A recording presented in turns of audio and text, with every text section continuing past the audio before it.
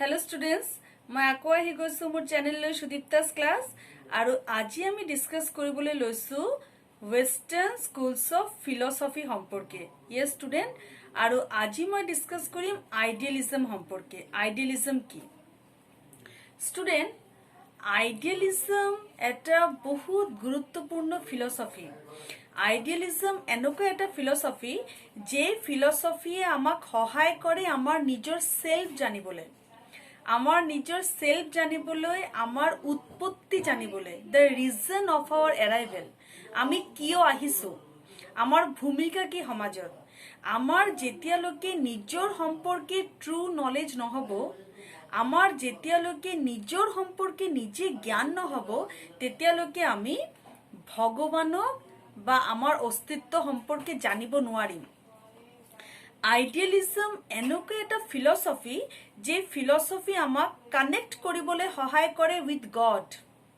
The meaning of the word idealism is idea about God भगवानर सम्पर्के ज्ञान निजर सम्पर्के ज्ञान आइडियलिज्म एनोके एटा फिलसफी जे फिलसफी आमाक आइडिया दिए नॉलेज दिए true knowledge about our absolute soul आमार आत्मा सम्पर्के आमाक ज्ञान दिए और एटू एनोका एटा फिलसफी जेटू आमार आत्मा पिउरिफाई करे पिउरिफिकेशन ऑफ सोल आइडियलिज्म जे जनक आसिल आइडियलिज्म बहुत मानुहे ए आइडियलिज्मक बिलीव करिसिल बहुत फिलसफार ग्रेट फिलसफारे बिलीव करिसिल किन्तु आमी आजि एजन पार्टिकुलार फिलसफारर कथा पढ़िम आरु तेवर लगे लगे आमी जानिबोले चेष्टा करिम आइडियलिज्मर विभिन्न भागबोर एति आमी डिस्कास करिबोले लैसु प्लेटो सम्पर्के प्लेटो एजन ग्रीक फिलसफार आसिल आरु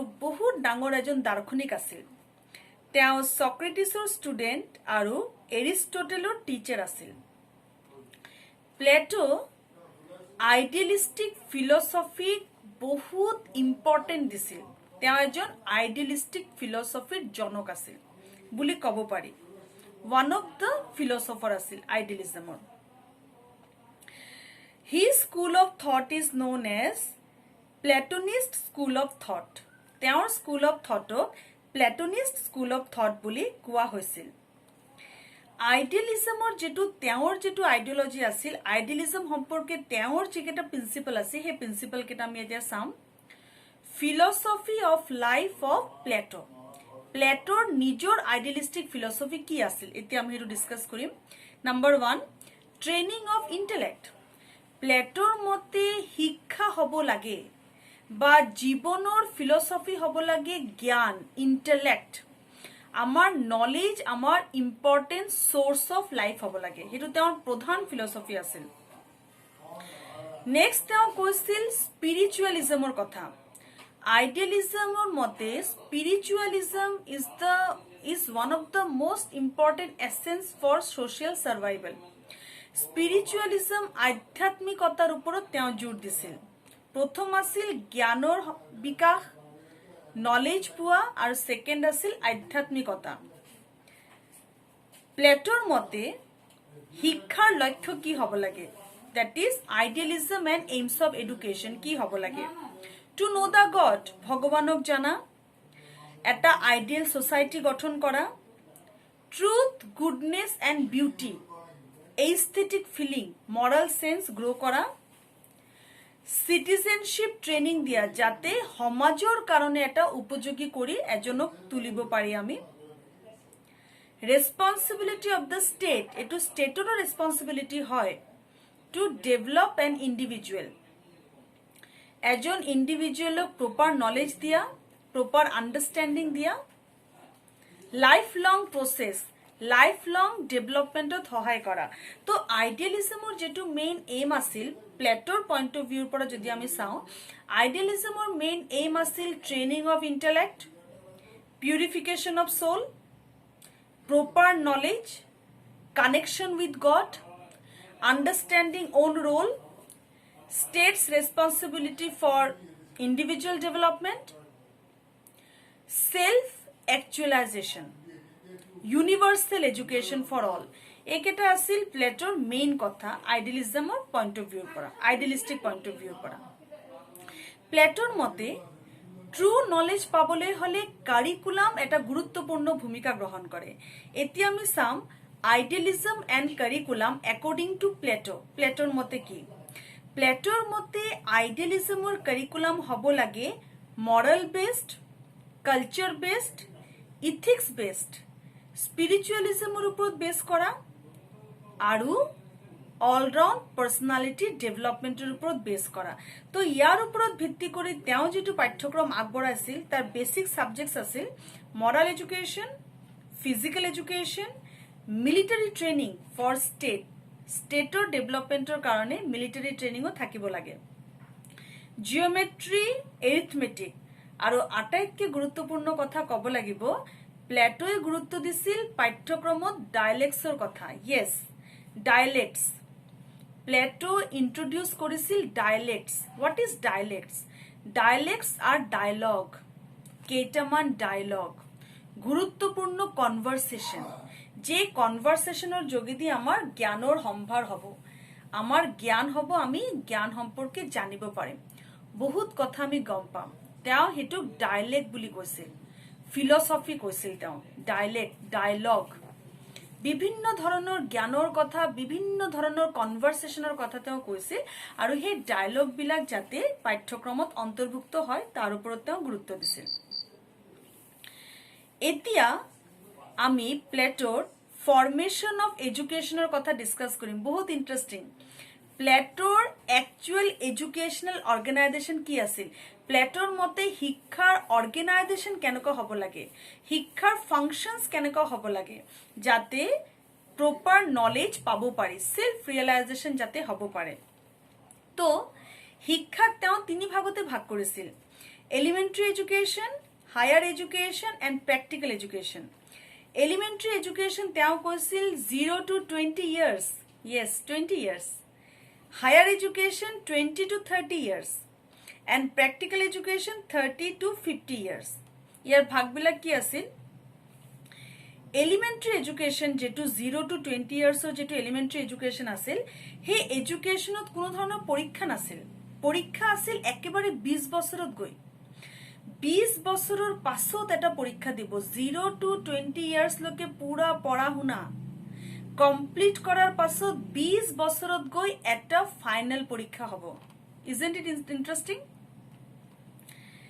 তো আহা আমি চাওঁ তেওঁৰ এলিমেন্টাৰী এডুকেশনৰ ফৰ্মেশন কি আছিল। তেওঁৰ মতে 0 to 6 years home based education হ'ব, যেটা আমি মাৰ পৰা পাম, মৰালিটি, ইথিক্স, ট্ৰেডিশন, ভ্যালু, কালচাৰ, আমি এটো আমাৰ ঘৰৰ পৰা ৰপ্ত কৰিম, ঘৰৰ পৰা আমি আহৰণ কৰিম।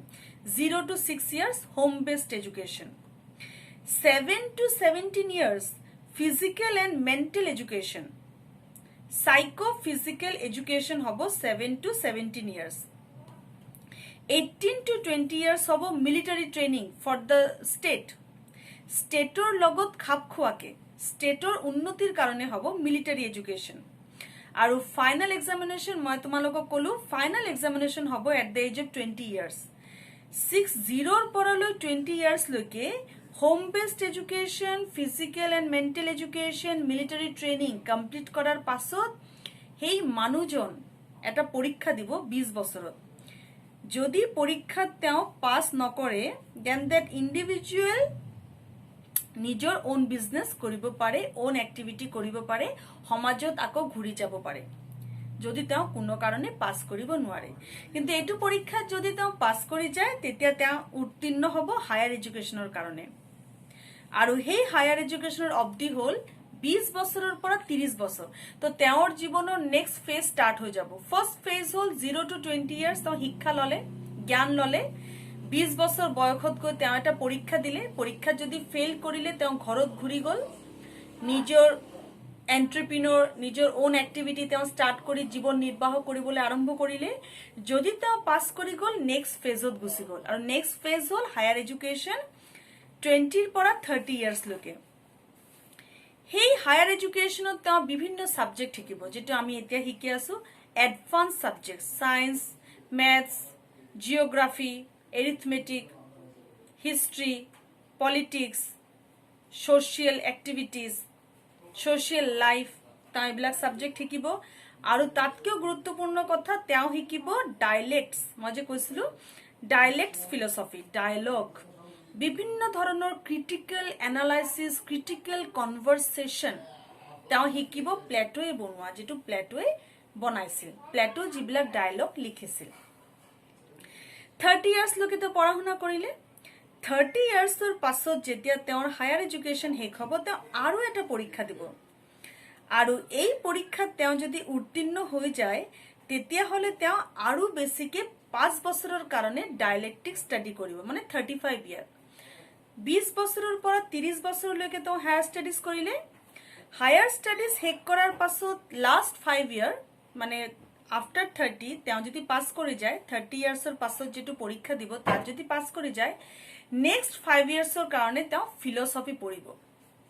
ফিলচফি পঢ়াৰ পাছত 35 to 50 ইয়াৰ্স কি হ'ব, তেওঁ এজন ফিলচফাৰ হ'ব, ইম্পৰ্টেন্ট ষ্টেটৰ পোষ্ট পাব, গোটেই ষ্টেটক কমান্ড কৰাকে মিলিটাৰী ট্ৰেইনিং তেওঁ দিব পাৰিব।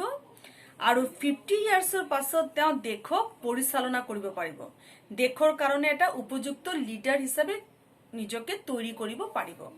তো এজন মানুহৰ গোটেই জীৱনৰ যাত্ৰাটো এই ধৰণে তেওঁ ভাগ কৰি দিছিল শিক্ষাৰ দ্বাৰা। Elementary education, higher education and practical education. Practical education start হয় 35 to 50 ইয়াৰ্সৰ পৰা, য'ত এজন মানুহ সমাজৰ কাৰণে কাম কৰিব, এজন অফিচাৰ হৈ, এজন যোদ্ধা হৈ, এজন ফিলচফাৰ হৈ। আৰু 50 বছৰৰ পৰা তেওঁ এজন দেশক পৰিচালনা কৰা বা এটা খুব গুৰুত্বপূৰ্ণ পোষ্টত থকা এজন মানুহ হৈ দেশৰ কাৰণে কাম কৰিব। তে এইটো আছিল structure and form of education given by Plato in idealism.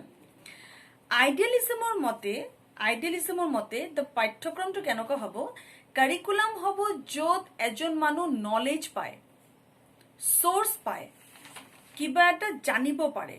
আৰু প্লেটো মতে সেই নলেজৰ সোৰ্স কি কি? প্লেটো 4 ধৰণৰ নলেজৰ কথা কৈছে। আমি কি 4 ধৰণৰ নলেজ আমাৰ জীৱনত পাওঁ?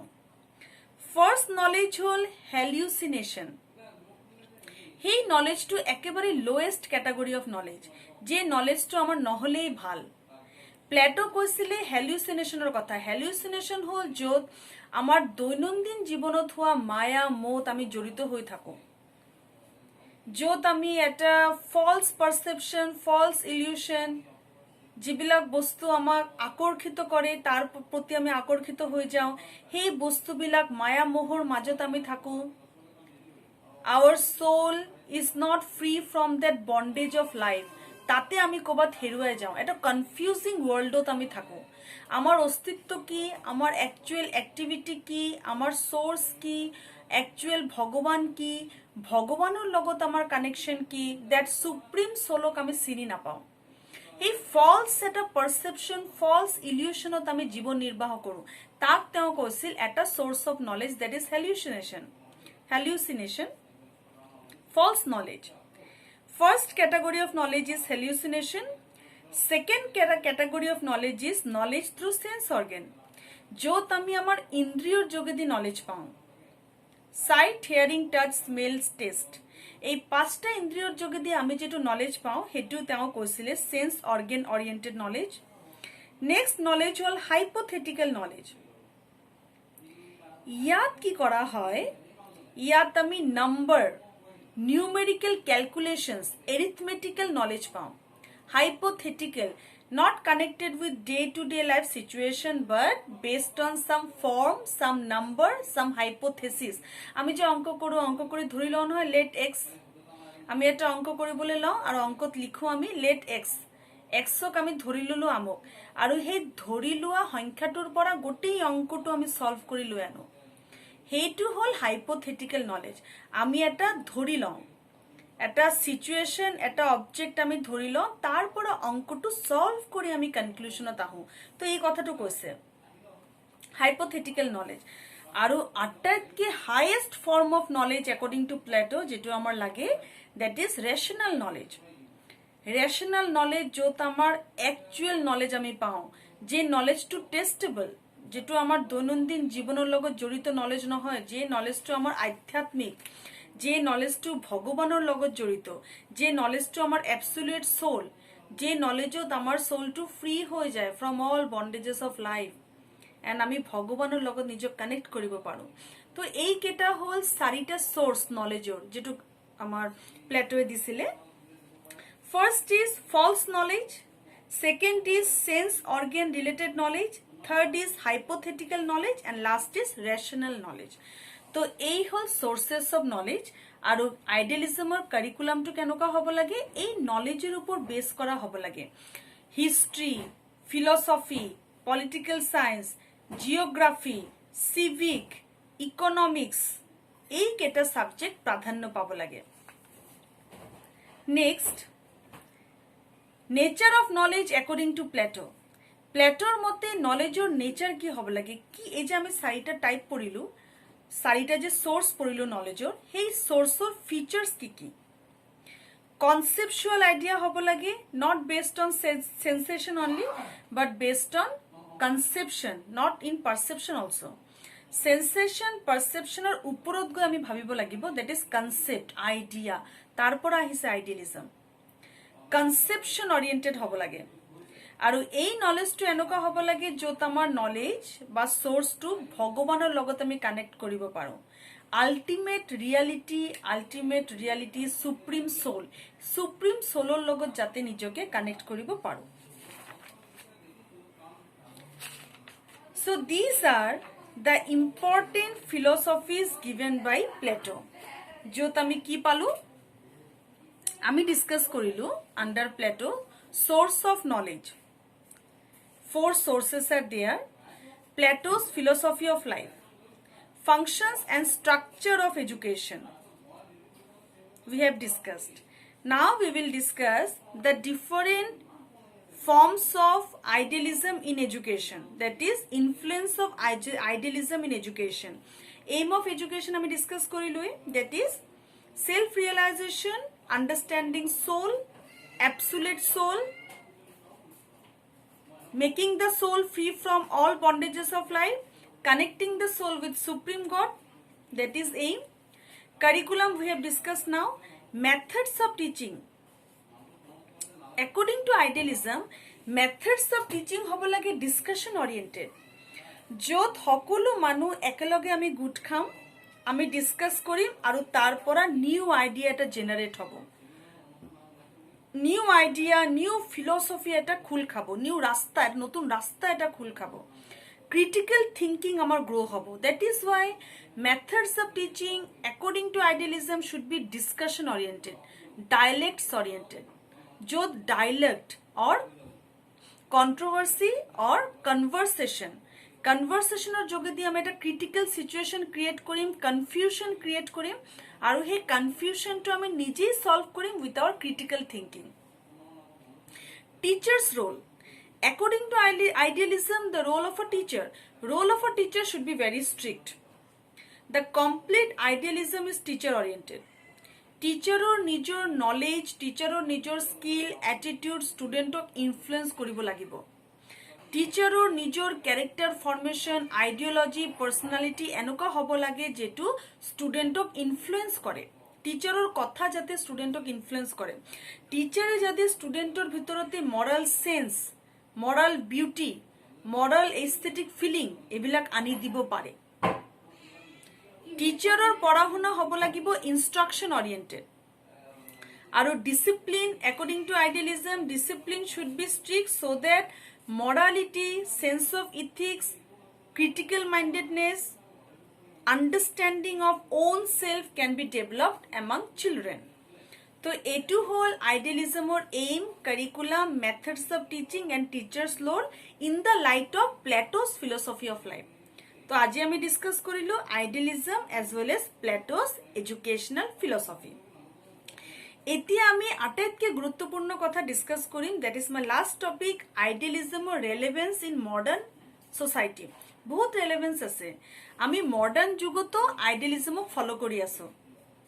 সোৰ্স অফ নলেজ যেতিয়ালৈকে আমাৰ নলেজ ক্লিয়াৰ নহব তেতিয়ালৈকে আমি বিভিন্ন ধৰণৰ এক্টিভিটি মিনিংলেছ ফাৰ্ষ্ট আমাৰ সোৰ্স আমাৰ নলেজ ক্লিয়াৰ হোৱাটো অত্যন্ত জৰুৰী আমাৰ নলেজৰ আন্ডাৰষ্টেণ্ডিং হোৱাটো দৰকাৰ আৰু হেতু বৰ্তমান যুগত আমি একদম এপ্লাই কৰি আছো সাবজেক্ট ওৰিয়েন্টেড কাৰিকুলামৰ যোগেদি আমি বিভিন্ন সাবজেক্ট পঢ়া শুনা কৰো অনলাইন কোৰ্স অফলাইন কোৰ্স আমি পঢ়া শুনা কৰো আমি নলেজ গেইন কৰো after that we go for another activity character formation morality তাৰ উপৰত আমি যথেষ্ট গুৰুত্ব দিও moral science is there in our subjects culture ethics tradition is there in our subject presently we are emphasizing on multicultural education এটা নতুন concept যেটো evolve হৈছে আৰু সকলো কালচাৰৰ লৰা ছোৱালী এটা ভাৰ্চুৱেল ক্লাছৰুমৰ যোগেদি একেলগে গুড খাইছে and sharing their thoughts and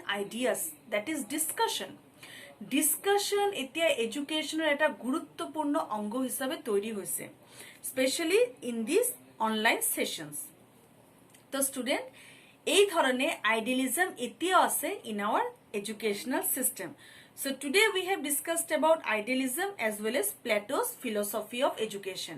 I will again come with another Western philosophy along with the Western philosopher. Thank you. Bye bye.